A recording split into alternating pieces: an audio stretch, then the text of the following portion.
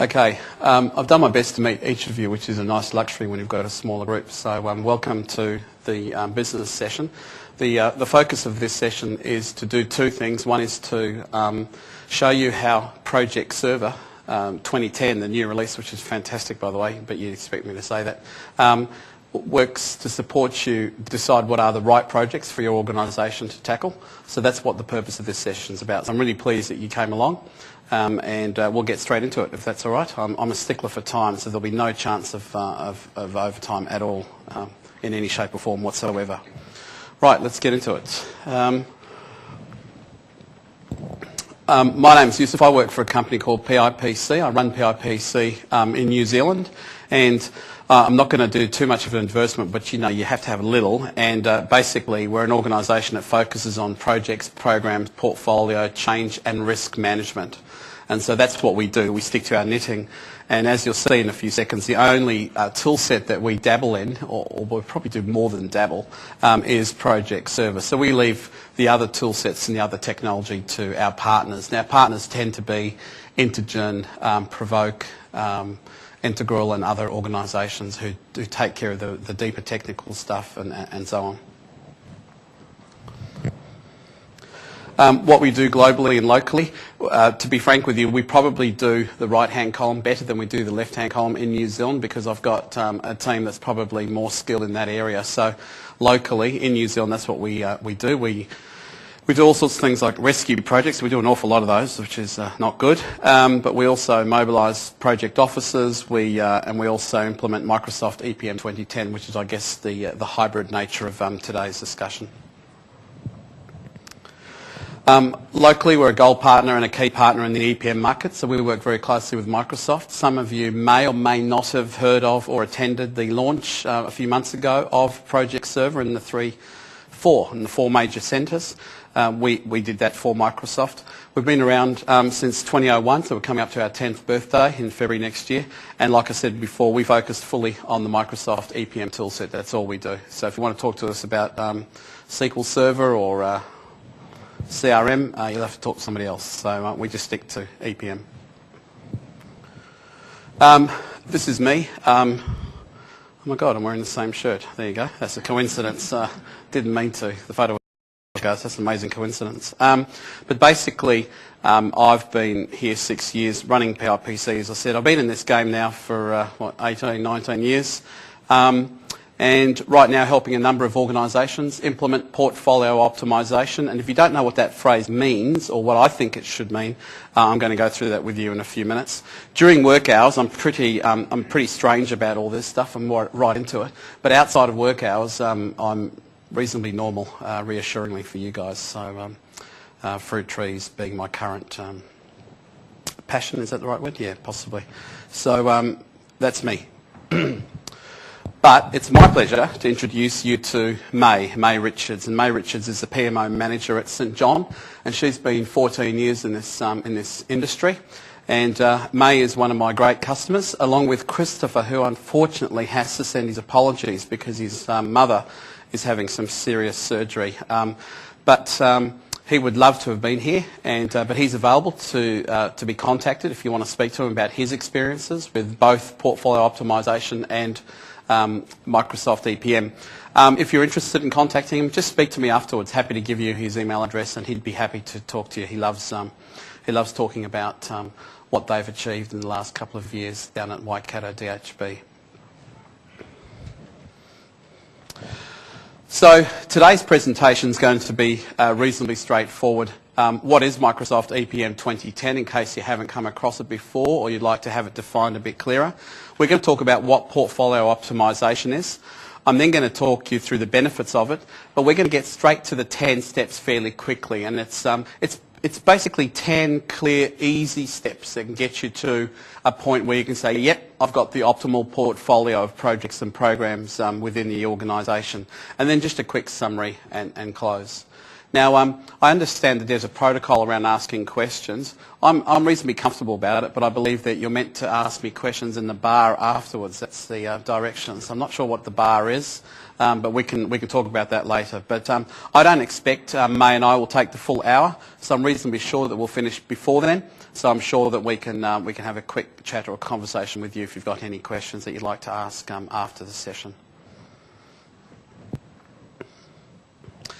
So what is Microsoft EPM 2010? Well, in Microsoft's world, EPM stands for Enterprise Project Management. And it's made up of two products, basically. It's the Microsoft Project at the desktop, and it's Microsoft Project Server, if you like, at the server level. So just before we go, I always like to do a show of hands. How many of you here have used Project Professional at the desktop? I mean, do you know what I'm talking about when I say that? Great. How many of you have used or had exposure to Project Server, though, at the server level? Okay, slightly reduced numbers. And it's understandable in a way, because Microsoft Project at the desktop's been around for how many years? How many years? How many? 15? Do I hear higher? 20, sold to the man there. So 20 years it's been around for in the Windows environment, and its 20th anniversary is this year. So it's been around for a while. How many users? Another auction? How many users around the world? 100 million. No, sorry, mate. That's, but I'll sell to you anyway for that. It's actually around 30 million users. Well, you know, it's pretty cool. 30 million is great. So 30 million, what's that, a country of Australia and maybe 2 New Zealands of Microsoft Project users around the world. So there's quite a few users. It's ubiquitous, if you like your fancy words. So it's everywhere. But Project Server hasn't had the same penetration as Microsoft Project. All sorts of reasons for that, and I'm going to be frank about those as we go through the presentation. But we are particularly proud of Project Server 2010. I think you may agree, I won't force you to, but you may agree when you see it, that it's come a long way, and it's quite a heavy hitter now, and we'll talk about its place also against its competitors too. So we okay with that? EPM 2010, shorthand for project at the desktop with project at the server level. Just a quick history lesson. So there's been quite a few versions, and you can see that up until the year 2000, just a straightforward Gantt chart scheduling tool at the desktop, and it was a bit of a leader and a forerunner for many, many years, and still is at the desktop level. In 2000, they had a go, and they recognised, well, hang on a second, there's all these schedules going on in different places. Is there a way that we can sort of coordinate them and get a bit of a broader enterprise view? And so they've had a couple of goes at it, which have been very good goes, but then in 2006 they recognised that there was a bit missing. They had the project sorted, the program sorted, the multiple project scenario, if you like, but what was missing was the ability to identify and prioritise projects. That's the portfolio layer. A lot of us here might be involved in making sure the projects are delivered right. A lot of us here also may be those people who make decisions as to what are the right projects for you to tackle. Do you understand the difference between the two? Are you clear on that? And that's what was missing from the Microsoft offering. So in 2006, they bought a product called Portfolio Analyzer from a company called UMT, and it's been absorbed with this release now into Project Server 2010. So for the first time, I can stand in front of you guys and say, right, this is a tool now that can handle everything from doing projects right all the way through to the high level, which is doing the right projects. It's a phrase you're going to hear me say a couple of times. It's become, unfortunately, probably my catchphrase. I'll have to come up with a new one next year, but that's going to work for me right now. Also notice that there are two types of desktop applications of Project. Do you guys know which one you've got? Do you have Project Standard or do you have Project Professional? And it's worth knowing. Do you know what the difference is between the two? Anybody want to hazard a guess? Apart from price. Toolset? The difference is that with Project Professional you can hook into Project Server. With Project Standard you can't.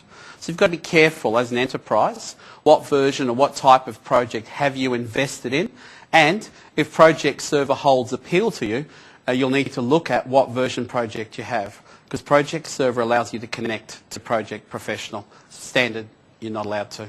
Well, you know, I mean, you can't. Right. So just as a helicopter view before we dive into the more businessy part of the presentation, at a high level, looking around the organisation, typically your project managers, your portfolio managers, your program managers, those people often need project for the desktop. That's the yellow. They need that on their machine. Typically though, executives, team leaders, team members, your resource managers, your administrators only require project server access, and we call that project web access. I don't want to talk down to anybody in the room because you guys would all be technically better than me, but we're talking about that access that you get via the web interface. We're not talking about going through Microsoft Project Client.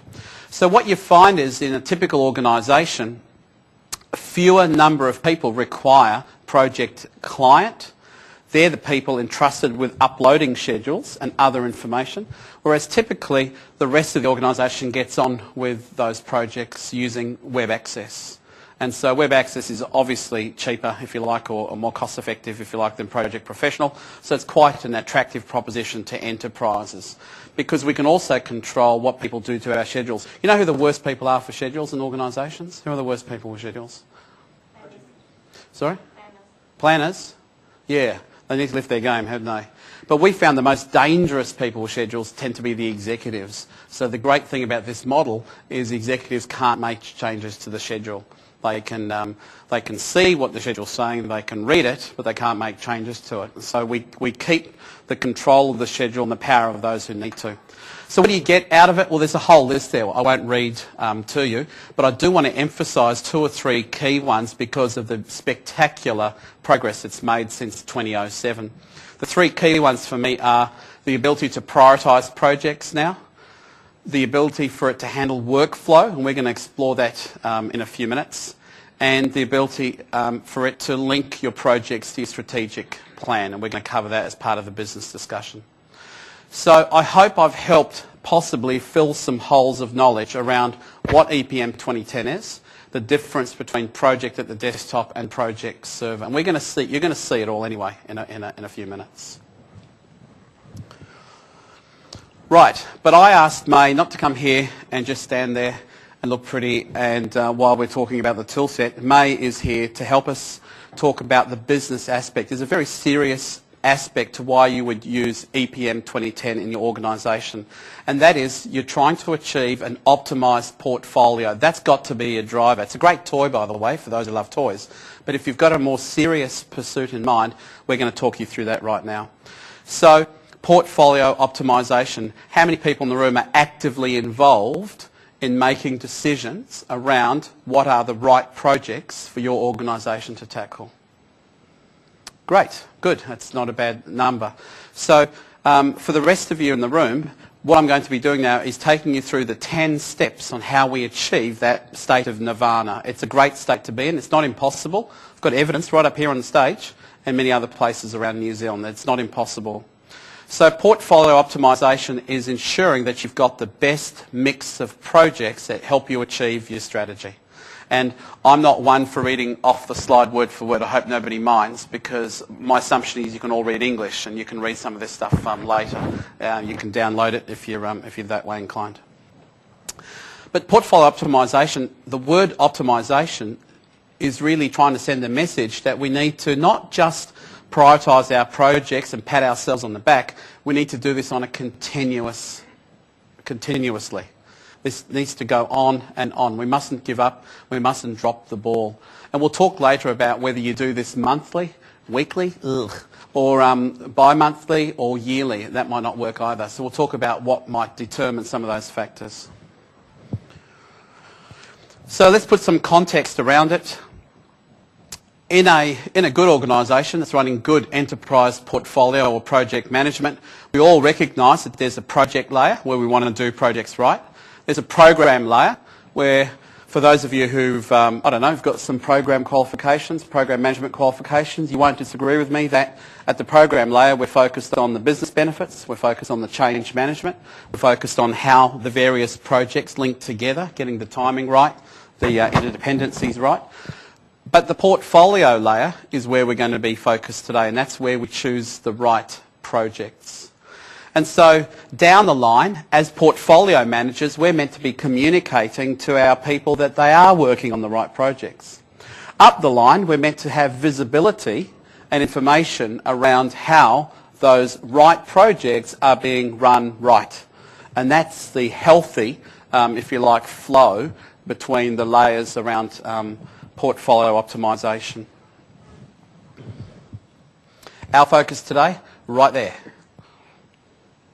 And we believe, strongly believe, that if you're only interested in doing projects right, you don't need Project Server 2010. Just get Microsoft Project Professional and just get out there and do your projects well. But if you've got an interest in doing programs and portfolios and the right ones, Project Server 2010's for you.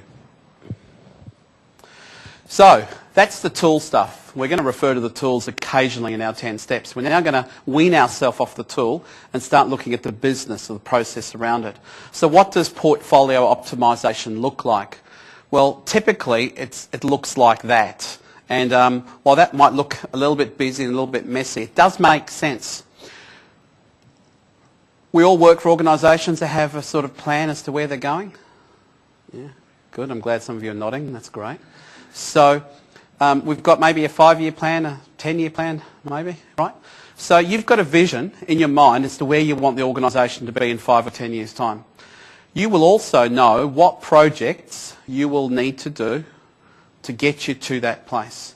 We call those projects strategic projects, and they're marked as such up there.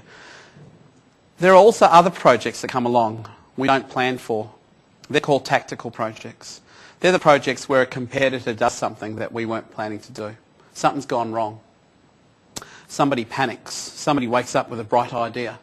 A member of our staff comes up with a suggestion which is just too compelling to ignore. These projects are more tactical in nature. So what process do you have for managing all these new project ideas and proposals and making sure that we tackle the best of the best that help us achieve our strategy? And that's what portfolio optimisation is about.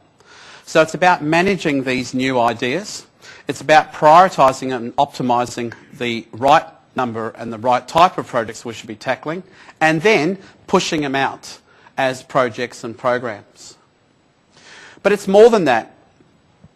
Are you a compost organisation when it comes to your projects? Can any of you picture this? Because I'm sure it doesn't happen. Can any of you picture this? New projects keep going into the container, but nothing comes out. So it all turns to a 4-letter word, doesn't it? Right? Ready to be spread over plants to make it grow. That doesn't really happen, does it? So I've never seen that. Have you seen that? A compost organisation? So what we want to do is we want to move away from a compost organisation where new projects just keep going in, keep going in, keep going in. People get all stressed and nothing gets done properly. To one which says, well, hang on a second, that new project idea is so great, it's going to go straight to number 2 on our priority list. But because we're reasonable people, we know exactly how much resource we have. What project's going to drop out to take its place? Can you do that easily? Are you worried that in sitting there trying to work out which project has to make way, that you might rip out a project that might actually be a heart-type project, where if you take the heart out of the body goes? How do you know what type of project you're taking out to replace the new one in? Is it a kidney project where you've got 2 and we can give up 1? I mean, what type of project do you remove to accommodate this new high priority project? So being able to make those calls, being able to look and see at any given moment what our priorities are, is fundamental to what this is about. So what are the benefits? I'm not going to oversell it because I'm starting to feel like I have, but basically those they're some of the key benefits of portfolio optimisation. And what we found is that there's 2 key things for us. One is when you've been through this process, you'll discover redundant, possibly, and duplicate projects if your organisation's large enough. We did a stock take, which I'll talk to you about soon, for Waikato DHB, and they discovered 3 projects of the same type going on in their organisation. It happens, you know, in very large organisations. So going through this exercise will weed those out. And also getting people to open up about their decision making. So we go from a scenario where we have people around the table and we say, right, give me your top 3 projects each, to a scenario where we do the projects that are best for the organisation. It might mean, unfortunately, one year you get 19 projects and you get none. That's just the way it goes. It's more about the enterprise rather than our top 3 in each of our divisions. So it's a big, culture change. These are the 10 steps, And we're going to go, May and I, fairly quickly through each of them. We've got one slide for each step, nice and simple. And at each step, I will also show you in Project Server how you do it inside Project Server 2010. So hopefully that's the right sort of hybrid, a right mix between a tool set and a process. I want to be clear about what we're going to do and what we're not going to do. So we're going to cover with you organisational, process and tool aspects to portfolio optimisation, but not people stuff. We're going to assume that you've got the maturity and the skills to do this, and we can help you with that anyway. I also want to make sure that we're okay with the terminology. A project is a unique one-off exercise, discrete, start and an end. A program is a collection of like-minded projects which together deliver greater benefits than if they were delivered separately. And a portfolio, it's a bit loose, but in this example today, portfolio means the entire collection within the organisation. But in the real world, the word portfolio can mean your portfolio or a risk portfolio or whatever. It can mean a slice. But in this context today, we're talking about the whole organisation. Step one, can't demonstrate Project Server for you, but I'm going to get May to talk to this in a few minutes. But why are you adopting portfolio optimisation? So if somebody says, look, I think it's time we started talking about what are the right projects that we should tackle in the organisation, we need to find out why. Where did that idea come from? How did that idea get into their heads? Where have you got the idea from? We need to know what's the motivation. What does the executive want? What do they want out of this process? Find out. Are they doing it because they had coffee recently with a colleague of theirs who also is a CEO, and that CEO is buzzing about how portfolio optimisation delivered all sorts of benefits and cost savings and whatever? Find out. What's the motivation behind adopting portfolio optimisation? If it's your idea, fantastic, but you're going to need their support. Without their support, the whole initiative will fall flat on its face. So are you going to set up a PMO, a project management office, or are you going to set up a program management office, or are you going to set up an enterprise portfolio office? What are the differences? They're the sort of discussions you need to have, but you need executive commitment, number one. May, what's been your experience with that at St John? Well, you can hear me okay?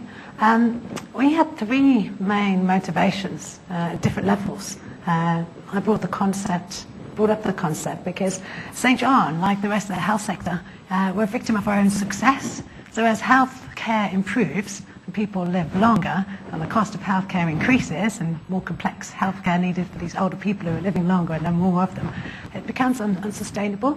So as a sector, and particularly for St John, we need to transform how we deliver care. If you think of St John at the moment, we refer to it as a Bermuda Triangle. So we get a call, pick up a patient, we take them to hospital. Get a call, pick up a patient, take them to hospital. And guess where the most expensive level of care is? In hospitals. We've done that for such a long time. We've got very good at it. So victims of our own success.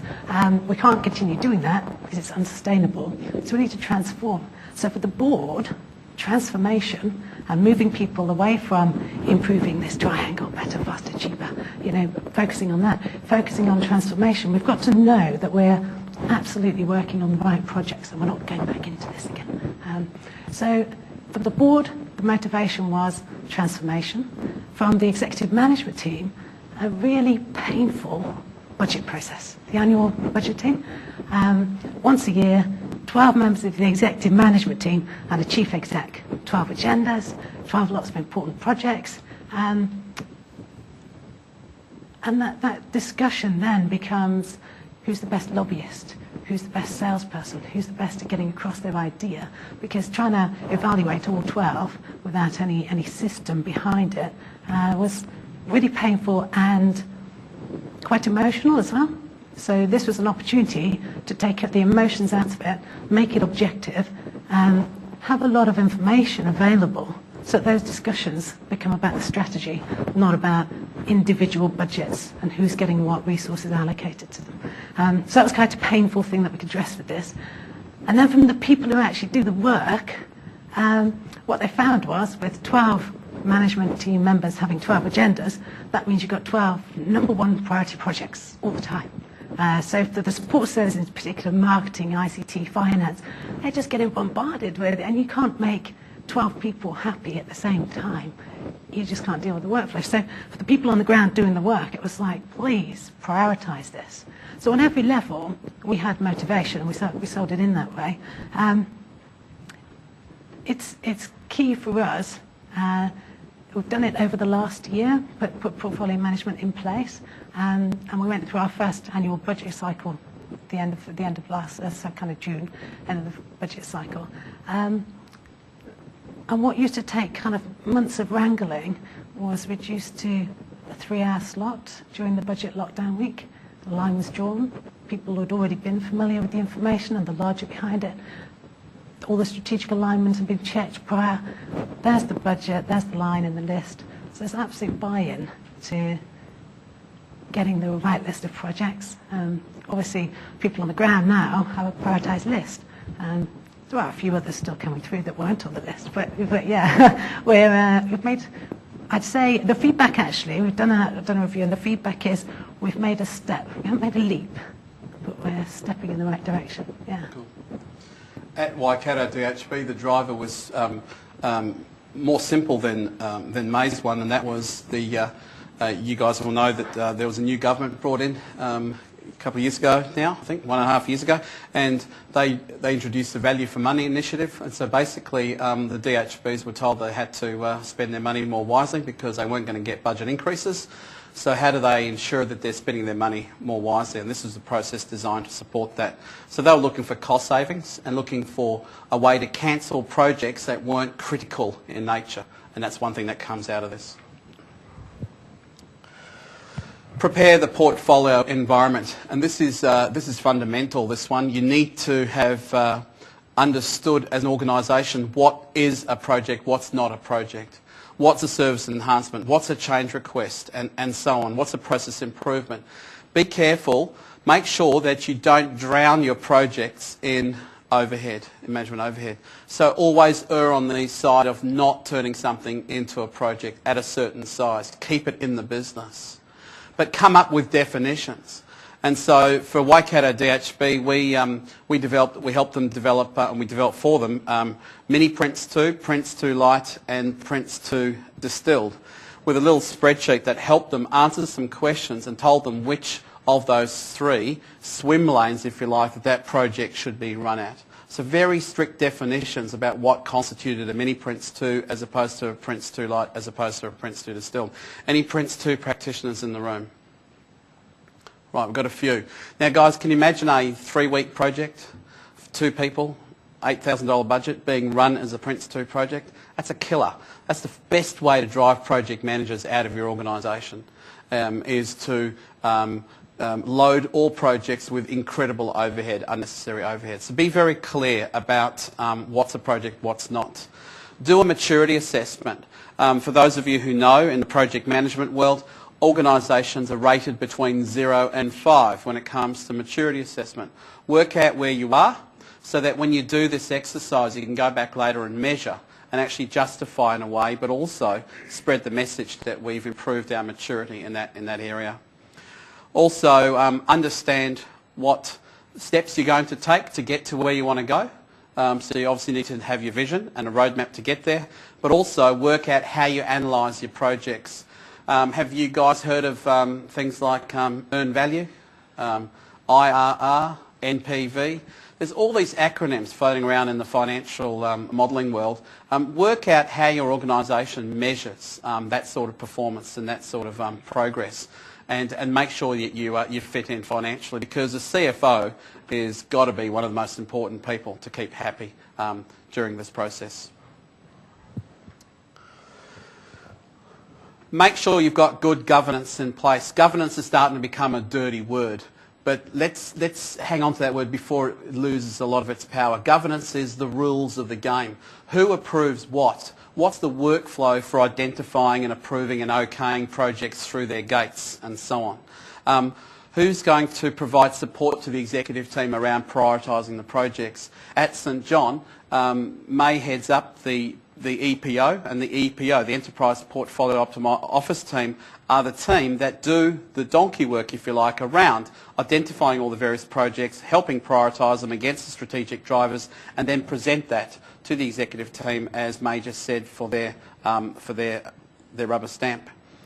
And then, what rules are there around the way you manage resources? How do you manage your risks and your change and your benefits and so on? So get these things in place and make sure that you understand them and they're all agreed before you then get into, as you're going to see, step 4, which is the first time we actually come across the tool.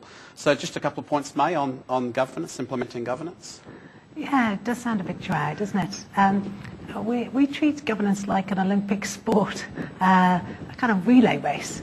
So we've got the executive management team, and anyone in the organisation can have an idea, spark, take it to a member of the executive management team, have a think, and if they give it a nod, it's basically starting that relay race. You hand the baton to a business case author who comes to a team called PAG, P-A-G, Portfolio Assessment Group, and that's members of the wider leadership team from all over the organisation. They get into a huddle with the business case author and help them to write a really good business case. How's it aligned to strategy, costs, benefits, risks, resource, dependencies, constraints? Pull this together, giving that organisational view, so you've got a really good view at the outset of what's the impact on all the functions. Then that team gives the baton to the PMO. PMO's got a delightful long list of projects with the beautiful budget line drawn through it. And then we get to do the exciting bit. You know, the PMO starts cranking the handle, the tears, the sweat.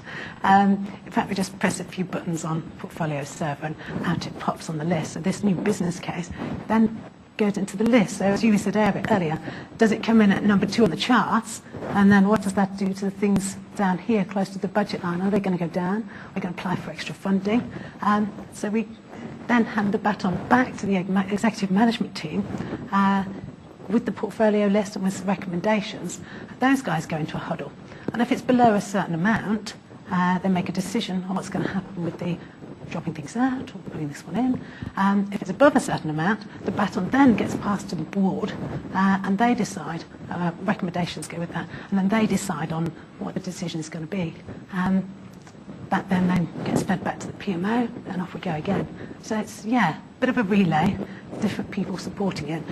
The key part was we didn't just want it to be the executive management team. We wanted it to come down a layer so that the people, the wider leadership team, got to think about the impact for the functions. So it's working, it's starting in our organisation. We've done all the audit and done the first crank for the budget, and then we're doing our first run through, getting the new business cases coming through now. So it's exciting times for us. Cool. Right, it's time to show you the tool set. This is the first time the project server really now has a role to play in this process. At step 4, you need to define and agree your strategic drivers. It's great that you know where you want to be in 5 or 10 years, but what are the train tracks? What are the rail tracks to get you there? What are the key drivers that will get you to your goal? And you need to know those. You need to know what are they globally, what are they locally. What we mean by that is there'll be a set of drivers that the whole organisation has to sign up to, and there also might be within the various divisions some more local drivers that might be useful for you at a local level. But you need to know how many they're going to be, and you need to define impact statements for each. Well, what does that mean? Well, this is what I'm talking about. I don't know how well you can see this, but one of the drivers up there is reduce expense base. That's a driver. That's one of a set of 7 drivers in this fictional organisation. Can you see those 7 drivers? So we're going to rate each project's contribution to those in a few minutes. But for now, that's the 7 drivers. But look how one of them, reduce expense base, we've written an impact statement for it. In other words, how do you define whether a project is a non-contributor, a low contributor, all the way to an extreme contributor? So for each of your drivers, you need to write that impact statement. And that's going to help you separate, in terms of prioritising, different project candidates. Is that making some sort of sense? Let me show it to you in Project Server.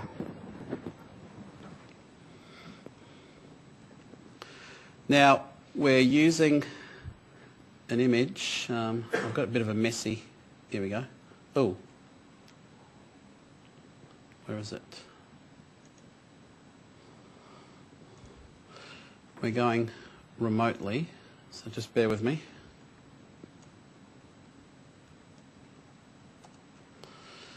And you'll see that on here, how well can you guys see it there? Okay. I've got screen issues. All right, I've just got to get rid of this.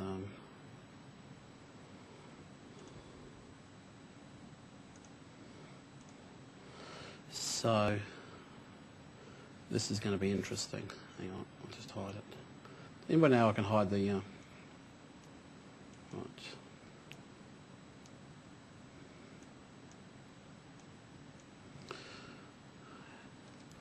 How can I hide this?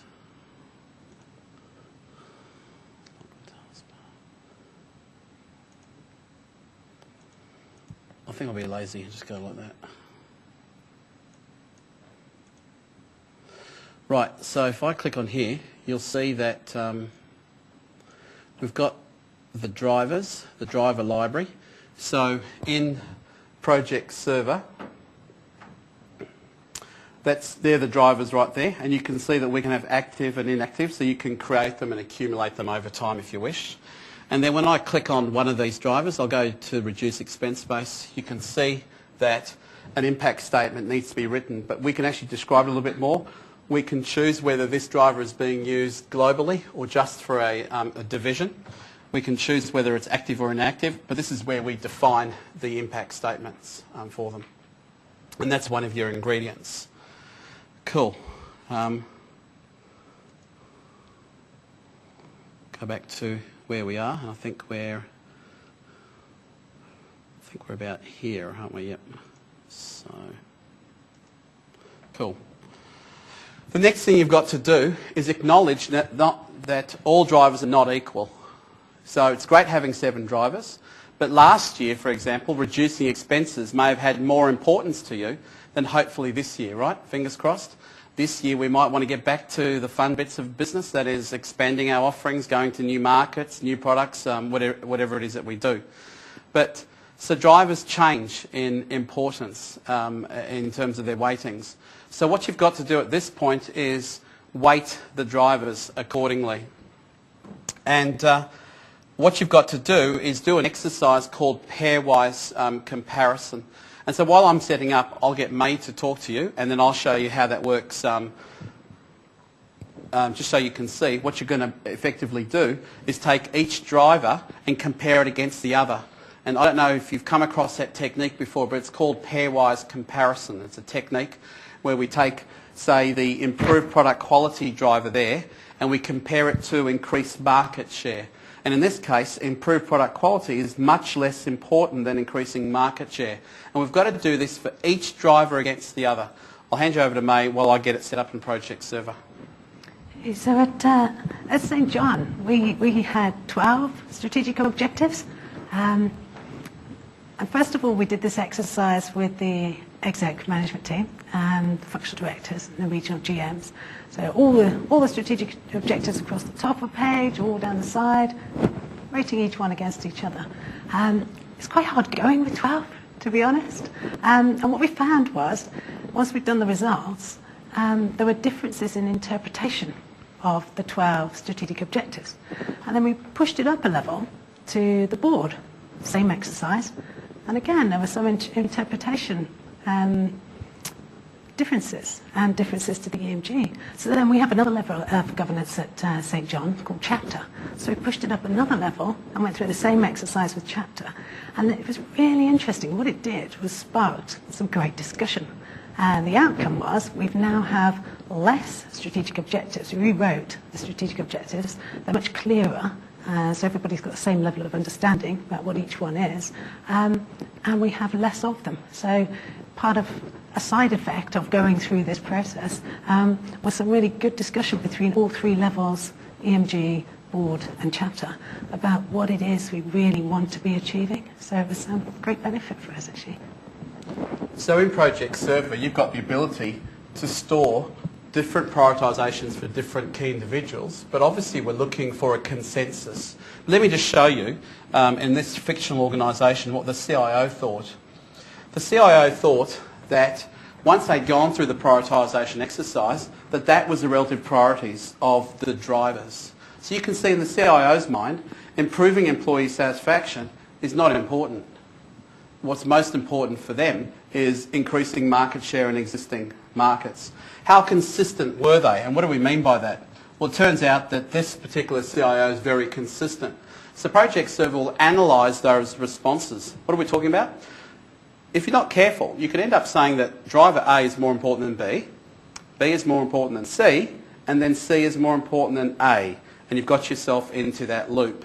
So with Project Server, it comes back and says, yeah, you're pretty logical, or no, you're all over the place. So you've always got a way of analysing those results. But how did they get there? Well, they went through a very simple exercise of prioritising. It involves a series of steps. Notice how now there's only one line there. When I hit previous, it's 2 lines, previous 3 lines. So obviously, the first driver is being compared to 6 others. On the second driver, we're comparing it to 5 others. On the third driver, we're comparing it to 4 others, all the way down to the point where we get to driver 7, we're only comparing it to 1. Or driver 6, we're comparing it to 1 because they've all been compared. So Project Server does that analysis for you, weights the drivers, and let's see what happens next.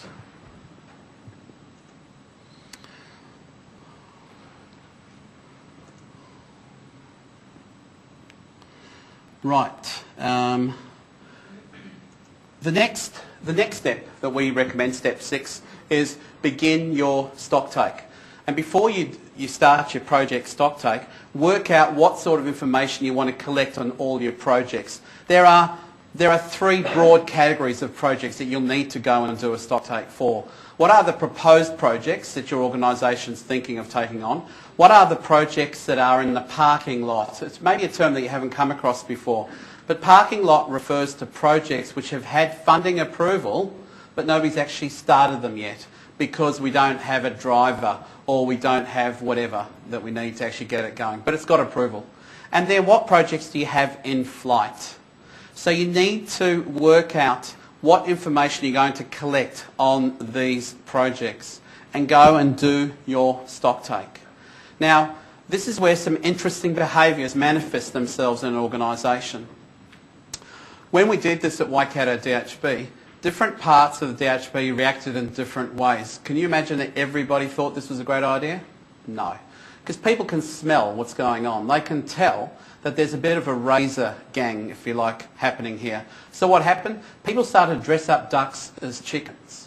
So in other words, they were trying to hide the fact that they had projects in their area. They simply tried to dress them up differently. But my attitude as we went around was it's very simple. If it smells like a duck, if it quacks like a duck, looks like a duck, it's got web feet, it's probably a duck.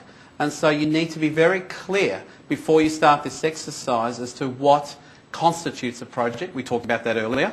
And also what information you're collecting on these. You might have to do 1 or 2 or even 3 rounds to get all the information. And I believe in your case, May, people hid some successfully, but it all does eventually come out, doesn't it? And eventually, it does all come out in the wash, if you like. We're mixing our metaphors now, but you know, who cares? So basically, the key message is agree what you're going to do. You know, I wish Christopher was here because Christopher could tell you about how he felt about the following slide. We did the stock take for them. We worked out what attributes we needed to collect, and you then need to do the stock take. Perform the stock take, get on with it, and be clear, like we said, about the divisions. Use people in the various parts of your organisation to collect that information, store it in one central database, and then communicate that with the rest of the organisation. As far as I know, if you go to the well, you did for a period of time, if you went to the Waikato DHB website, you had, as a member of the public, the ability to download that list. So they were that public about having gone and done a stock take.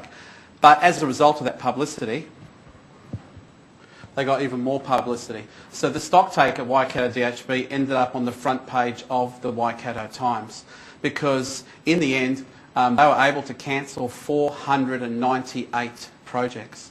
They thought they had a couple of hundred projects in there. in the organisation, right? They thought, we asked for a prediction. Oh yeah, we think we've got about a couple hundred projects going on. Right, okay. So they ended up with over 1,500 after the stock take. So where did those other 1,300 come from? It's what happens in large organisations. In all organisations, projects start in all sorts of places. There's no central focused way of making sure that we're working on the right projects. So that made the headlines, the Waikato Times, and it freed up $8 million worth of cash for the Chief Executive Office because the Chief Executive Officer, the CEO, and allowed him to spend that $8 million in a different way. So that's another pleasant byproduct. May, do you want to talk to us about, you didn't make the headlines of the New Zealand Herald, No, but you had a great result internally. Yeah, so we did a stock take and similar. Oh, how many projects do you think you've got? Oh, probably about 60, 80. Okay, so we did it once and we had 60, 80. Brilliant. Everybody's so right. And then we said, oh, what about those things over there? And it was back to the chicken, duck. Oh no, they're chickens, they're not ducks. Okay. So then we went around with the definitions again, helping people understand, clarify what we're talking about, what a duck looks like, essentially. No, they're still not, no. We think we might put them in our functional plan instead. Then we need to get back around the table and talk about where these things are coming in here now, as well as, and it just spits out into your functional plan. Okay, so second time, we got a few more. And then we had an EMG meeting, where it was cards on the table. This is what a project is. All of those in there are projects. But what about this? And what about that? And what about the other? And people were kind of, And once one member of the EMG said, what about this? Yeah, that's a project. What about this? Yes, that's a project. What about this? And it was like the floodgates opened. And in the next 2 weeks, we got another 140 projects. And that was just at the point where we wanted to do our first optimisation. So it's like, oh, hang on, we've now got 140 business cases to get into a system and review and check their strategic alignment. So that extended our timeline a wee bit. But the end date doesn't move because that's the budget round. So that was quite amusing. Yeah, so 3 goes, third time lucky. And still, even now, this week, tomorrow, we've got a priority call to look at how we can help out a department that's got some unplanned project work going on and can't do the stuff that's on the list. And we're trying to see how we can help them to do all of it still. But they're probably the last few stragglers coming through now, and it's kind of like, yeah, we're just working on those things, so we can't do that stuff that we said we would. So, but nobody's doing it now, kind of, it's all, okay, how can we help you? What resource can we, the other functional directors, give you to help you get over the hump? So it's quite collegial. St. John, it's a really good environment, which I think is probably why it's been so successful, actually, isn't it? Cool. Thanks. So that's great. What have we got now? We've got all the projects in the organisation. We've got our drivers in place. We've got them weighted. We've prioritised our drivers. So now we need something to happen. And this is where we need to work out what attributes, what aspects of a project are we going to use to prioritise. Are we just going to do a simple list, prioritise just from the most expensive to the cheapest? From the highest risk project to the least risky, or from the least risky to the highest risk projects? What's going to be your approach to how you prioritise? Do you know what your constraints are? What sort of budget do you have? What sort of resource constraints do you have, and so on? Do you understand the dependencies between projects? So if project A requires project B to have completed, then there's no point in project A floating up to number 2 and project B being down at 19. And Project Server comes into its own here.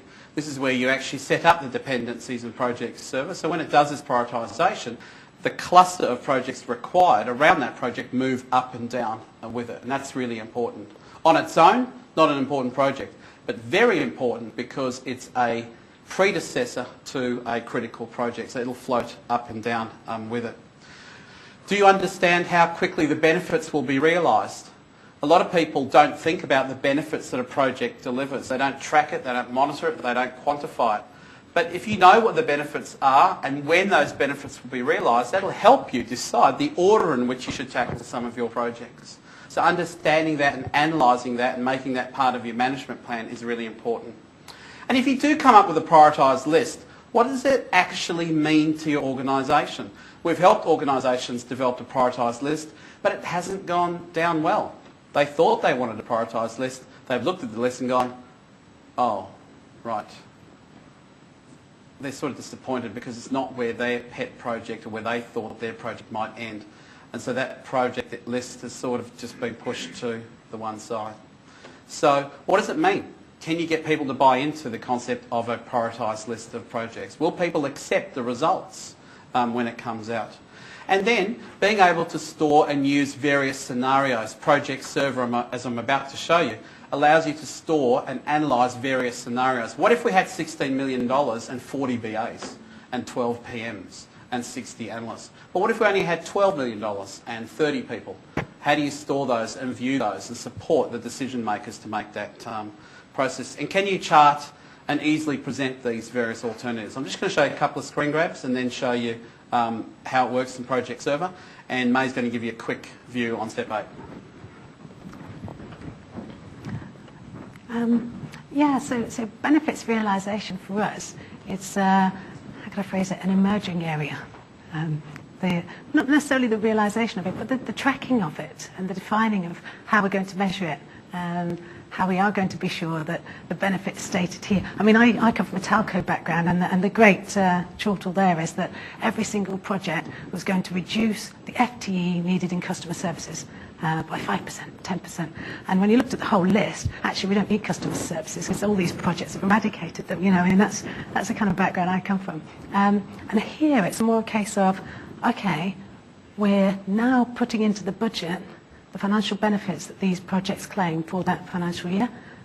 It's a big step, and already we've got a couple of tricky points of, oh, we didn't think that bit through. Oh, yeah. Where are we going to get at the benefits in year one, the same year as we do the project, when the project is going to take 6-9 months? So there's a couple of tricky bits, but everybody's treating it as almost like an experiment, a first go at this. And I think that's really important to the approach. We're not going to get everything right first time around, implementing a new system and new rules. So this fictional organisation, they've done that prioritisation and it's come back and told them that the production tracking dashboard is their #1 project. It may not thrill you, may not excite you, may not be yours. But the fact is that if you follow the steps carefully, that is the most important project. So let me just show you also, you have the ability in Project Server to actually acknowledge, let's be real now, pet projects. So you've got the ability to actually acknowledge the reality that despite our best intentions, there is a very powerful person in the organisation who's insisting that project be put through. And we also have the ability to chart in Project Server now, and we can identify keep and kill zones. What projects fall into what zones, what projects should we keep, what projects can we cancel? Can I just say, we don't actually mark up projects as pet projects in St John. We call them forced in. Forced in, right, okay, forced in. So tracking progress and tracking benefits is key. Project Server offers you a whole bunch of stuff around tracking progress, how the projects are going, being able to provide online reporting, online status reports, dashboards, charting, all sorts of things. It's come a long way. And in the end, you've got to do it and keep doing it again and again. And you've got to work out the frequency that suits you. If you work in a fast-moving consumer goods environment, well, you might want to do it on a monthly basis. If you work in a policy area where things work a little bit slower, one of our clients, Parliamentary Service, they're here to maintain Parliament, to keep the buildings going, to keep our democracy going. Well, you know, it's not a fast-moving consumer goods environment, I can tell you there. So for them, the cycles are longer. Andy knows what I'm talking about. So the cycles are longer and things take a lot longer in terms of change. So doing it every 6 months or every year is appropriate in that place. I'm conscious we're running out of time. So in summary, keep it simple. Simpler the framework, the more successful and powerful it is. You are bringing about considerable change to the organisation. So hang in there. You're taking an organisation, as we've discovered here, that do projects on the secret, has a bit of a compost mentality to it, into an organisation where you're constantly assured that you are working on the right projects. So you will be ruffling feathers, you will upset people.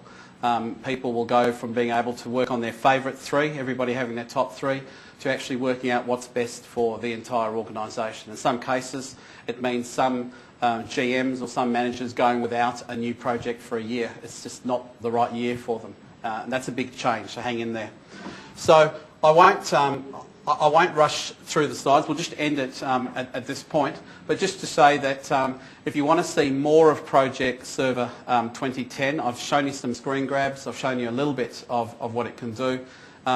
please let me know. We can arrange a demo anywhere, anytime in New Zealand. We've got offices around the country, and we roll out Project Server 2010 for a living. It's what we do. So we think we like to think that we know it quite well, and we've got a good track record behind us. So happy to open up for a few questions, but I promised you we wouldn't go over time. It looked like we were, but the 10 key steps we got across, and you've seen some of what Project Server can do. So are there any key questions you want to ask? Throw at me and May. Otherwise, we're going to be available after this presentation. Is that right? Because Jonathan, we're sort of running out of time now? Yeah? Okay, cool. So I got confirmation. Everybody okay? All right. Yes. Just a comment. What's your name? James. Hi, James. Yeah, just a comment. It seems a bit like just like an agile approach to program management.